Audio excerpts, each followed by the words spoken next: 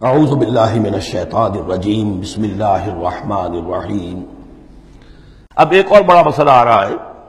وَمِنَ النَّاسِ مَن يَقُولُ آمَنَّا بِاللَّهِ، لوگوں میں سے کچھ ایسے بھی ہیں جو کہتے ہیں ہم ایمان لے آئے اللہ پر، اور لاتے بھی ہیں خلوص کے ساتھ، اخلاص کے ساتھ، کوئی جھوٹ نہیں، کوئی فریب نہیں۔ ظاہر بات ہے کہ مکے میں کوئی فریب کے لیے کوئی ایمان لانے والا نہیں تھا، وہ تو حالات ایسے پیدا ہوئے مدینے میں آ کر کہ جہاں ایمان کا اعلان فریب کے تحت بھی ہونے لگا، لیکن یہ کہ مکے میں تو ظاہر بات ہے جو ایمان لایا اس کو مار پڑنی شروع ہو گئی، تو اس میں خامخواہ کہے کے لیے کوئی شخص جو ہے وہ جھوٹ موٹ کا ایمان کائے کو لائے گا۔ لیکن یہ ضرور ہوتا ہے کہ کچھ لوگ کم ہمت ہوتے ہیں، جیسا کہ میں بارہا آپ سے عرض کر چکا ہوں، کچھ لوگ باہمت ہوتے ہیں، کچھ کم ہمت ہوتے ہیں۔ باہمت وہ ہیں کہ جو ایمان لائے اب ہر کے بعد آباد، حد جو ہو سو ہو، ماں کشتی درا بنداختے، جان جاتی ہے جائے کوئی بات نہیں، جو ہو سو ہو۔ کچھ لوگ ہوتے ہیں جن میں اتنی ہمت نہیں ہوتی، گھبرا اٹھتے ہیں۔ اب ان کو بتایا جا رہا ہے کہ دیکھو اگر تم نے استقامت کا ثبوت اپنا دیا تو اس میں اس کا نتیجہ کیا نکلے گا، تمہارا کیا انجام ہوگا۔ اب وہ ذرا ہے کہ اس میں ان کے لیے پھر تحدید ہے۔ وَمِنَ النَّاسِ، لوگوں میں سے کچھ ایسے بھی ہیں جو کہتے ہیں مَن يَقُولُ آمَنَّا بِاللَّهِ، ہم اللہ پر ایمان لائے، فَإِذَا أُوذِيَ فِي اللَّهِ، جب اللہ کی راہ میں اللہ کی توحید کو ماننے کی وجہ سے ان کو ایذا پہنچائی جاتی ہے، پرسیکیوٹ کیا جاتا ہے، انہیں ٹارچر کیا جاتا ہے، جعل فتنة الناس كعذاب اللہ، تو وہ لوگوں کی طرف سے ڈالی ہوئی فتنے کو، آزمائش کو، یہ ایسے اس سے گھبرا اٹھتے ہیں جیسے اللہ کے عذاب سے گھبرانا چاہیے۔ کم ہمتی ہے۔ وَلَئِن جَاءَ نَصْرٌ مِّن رَّبِّكَ، اور اے نبی اگر آپ کے رب کی طرف سے مدد آ جائے، صورتحال تبدیل ہو جائے، فتح آپ کو مل جائے، حالات اچھے ہو جائیں، لَيَقُولُنَّ إِنَّا كُنَّا مَعَكُمْ، اس وقت پھر یہ کہیں گے کہ ہم بھی تو آپ کے ساتھ ہی تھے۔ یہ کردار پہلے بھی آ چکا، سورہ بقرہ میں آ چکا، سورہ حج میں آ چکا۔ وَمِنَ النَّاسِ مَن يَعْبُدُ اللَّهَ عَلَىٰ حَرْفٍ فَإِنْ أَصَابَهُ خَيْرٌ اطْمَأَنَّ بِهِ وَإِنْ أَصَابَتْهُ فِتْنَةٌ انقلب عَلَىٰ وَجْهِهِ خَسِرَ الدُّنْيَا وَالْآخِرَةَ۔ وہی کردار پھر یہاں پر آ گیا ہے۔ کوئی کہا کہ ہم ایمان لے آئے، لیکن جب تکلیف آئی، کوئی مصیبت آئی تو ایسے گھبرا گئے جیسے کہ اللہ کے عذاب سے گھبرانا چاہیے، لیکن یہ کہ اس کے بعد اگر نصرت آ جائے تو یہ آپ موجود ہوں گے کہ ہم بھی ساتھی تھے آپ کے۔ اَوَلَيْسَ اللَّهُ بِعَالَمَ بِمَا فِي صُدُورِ الْعَالَمِينَ، تو کیا اللہ بخوبی واقف نہیں ہے اس سے کہ جو لوگوں کے جو تمام جہان والوں کے دلوں کے اندر ہے اور جو ان کے سینوں کے اندر مضمر ہے۔ وَلَيَعْلَمَنَّ اللَّهُ الَّذِينَ آمَنُوا وَلَيَعْلَمَنَّ الْمُنَافِقِينَ، اور یقیناً اللہ ظاہر کر کے رہے گا سچے اہل ایمان کو اور ظاہر کر کے رہے گا منافقین کو۔ گویا کہ یہ شکل جو ہے یوں سمجھیے یہ وہ روگ ہے کہ یہ اگر بڑھ گیا، تم نے ابھی نپ دی ایول ان دی بڈ، ابھی فوری طور پر اس کی اصلاح کر لو، فوری طور پر علاج کر لو۔ ابھی ٹی بی کا تمہیں انفیکشن ہوئی ہے، فرسٹ سٹیج میں ہے، علاج کر لو۔ لیکن اگر کہیں تم نے اس وقت پرواہ نہ کی اس کی اور یہ مرض بڑھ گیا تو یہ منافقت تک لے جائے گا تمہیں، اللہ تعالیٰ پھر کھول دے گا کہ یہ منافقت ہے۔ تو یہ ہے اصل میں پورے مکی قرآن میں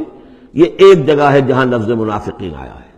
باقی کردار آیا ہے سورہ حج کے اندر بھی، لیکن وہاں لفظ منافق نہیں ہے۔ وَمِنَ النَّاسِ مَن يَعْبُدُ اللَّهَ عَلَىٰ حَرْفٍ فَإِنْ أَصَابَهُ خَيْرٌ اطْمَأَنَّ بِهِ وَإِنْ أَصَابَتْهُ فِتْنَةٌ انقلب عَلَىٰ وَجْهِهِ خَسِرَ الدُّنْيَا وَالْآخِرَةَ، لیکن یہاں کھول دیا گیا یہ کردار کس کا ہے، یہ تو پھر منافقت سے۔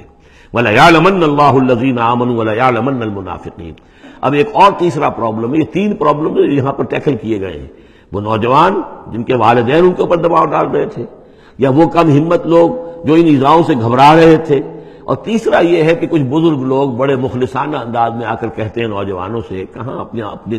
برباد کر رہے ہو، کیریئر برباد کر رہے ہو، اچھے بھلے تعلیم حاصل کر رہے تھے، تم جا رہے تم کس کام میں پڑ گئے ہو، اب تمہاری تعلیم اس درجے کی نہیں رہی ہے، تمہارا کاروبار اچھا جا رہا تھا، کیریئر تھا، تمہارا پروفیشن بہت چمک رہا تھا، اور تم اس کام میں پڑ گئے ہو۔ دیکھو یہ تو ایک شخص نے تمہیں ورغلا دیا، دیکھو ہمارے راستے پر چلو، راستہ صحیح یہی ہے، ہم آخر بوڑھے لوگ ہیں، ہمارا تجربہ ہے، ہم نے اپنے بال دھوپ میں سفید نہیں کیے ہیں، ہم تمہیں اپنے تجربے کی وجہ سے کہہ رہے ہیں کہ ہمارے راستے ہی پر چلتے رہو اور کوئی اس کے اندر نقصان نہیں ہوگا، کوئی اللہ کے ہاں پکڑ نہیں ہوگی، اور اچھا اگر اللہ کے ہاں پکڑ ہوئی تو تمہاری طرف سے ہم جواب دہ ہیں، تمہارے گناہوں کا بوجھ ہم اٹھا لیں گے۔ اب یہ گویا کہ نہایت ناصحانہ انداز، مخلصانہ انداز، بزرگانہ انداز، اس میں یہ بات کہی جاتی تھی۔ اب اس میں کیا کریں، اس کا جواب دیا گیا۔ وَقَالَ الَّذِينَ كَفَرُوا لِلَّذِينَ آمَنُوا اتَّبِعُوا سَبِيلَنَا، اور کہتے ہیں یہ کافر ان سے کہ جو ایمان لے آئے، ہمارے ہی راستے کی پیروی کرو، چلے آؤ انہی راستوں پر۔ وَلْنَحْمِلْ خَطَايَاكُمْ، ہم اٹھا لیں گے تمہاری خطاؤں کو، یعنی تمہاری خطاؤں کا بوجھ، تمہارے گناہوں کی سزا ہم بھگت لیں گے۔ وما ہم بحاملین من خطایاہم من شیء، اور نہیں ہے وہ ان کی خطاؤں میں سے اٹھانے والے کچھ بھی، انہم لکاذبون، وہ جھوٹ بول رہے ہیں۔